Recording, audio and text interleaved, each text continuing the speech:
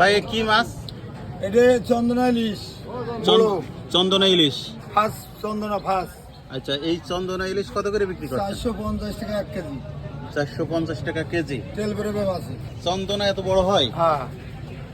আচ্ছা, এই কাকিলা কত? কাকলে 550 টাকা 1 কেজি। 550 টাকা।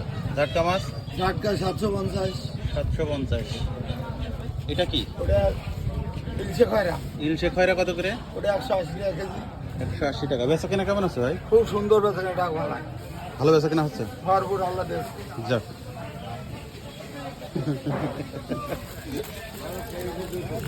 চন্দনা ইলিশ এটা হচ্ছে গরিব মানুষের জন্য, না হ্যাঁ, তাই তো? এই স্বাদ কেমন ভাই এটা? এর ভরপুর স্বাদ, এটা তেল বেরোবে, ইলশের সব বেশি ভালো। ভরপুর স্বাদ? হ্যাঁ একদম ভরপুর স্বাদ, তেল বেরোবে? হ্যাঁ।